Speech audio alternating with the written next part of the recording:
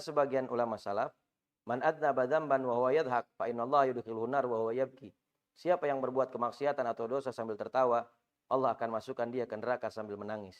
Di zaman sekarang banyak orang yang tidak malu melakukan kemaksiatan di hadapan umum. Terlebih lagi tidak ada penyesalan sedikit pun kepada Allah Subhanahu wa taala. Bahkan dengan bangganya mereka tertawa melakukan kemaksiatan dan dosa.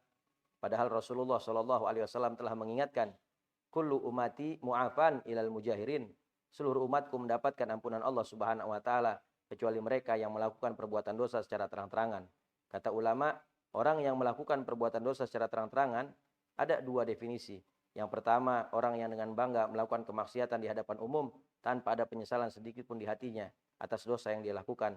Dan yang kedua, orang yang melakukan kemaksiatan tanpa diketahui orang, Allah sudah tutup rapat aibnya, tetapi dia sendiri yang ceritakan dosa yang dia lakukan kepada orang lain. Maka mereka berdua tidak akan mendapatkan ampunan dari dosa yang mereka lakukan. Maka sungguh sangat disayangkan. Maka bertobat kepada Allah Subhanahu wa taala. Jangan pernah bangga dengan dosa yang kita perbuat, apalagi kita jadikan sebagai cara untuk meraih keuntungan dunia atas perbuatan dosa yang kita lakukan.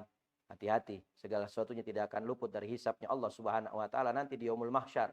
Akan tetapi orang yang berbuat taat kepada Allah Subhanahu wa taala, dia renungi, dia khusyuk, hadir hatinya mengingat Allah, maka kata ulama, man ata'a wa huwa yabki fa innallaha yudkhilul jannah wa huwa yadhak.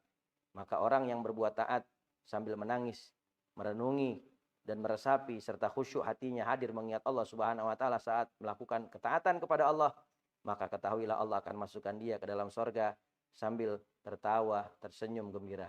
Mudah-mudahan Allah Subhanahu wa taala mudahkan kita untuk bertaubat, untuk berada di jalan Allah Subhanahu wa taala sampai akhir ajal menjemput, dan pada akhirnya kita tersenyum di saat kita menghadap Allah karena kita membawa amal saleh yang banyak dan taubat kepada Allah taubatan nasuha. Amin ya rabbal alamin.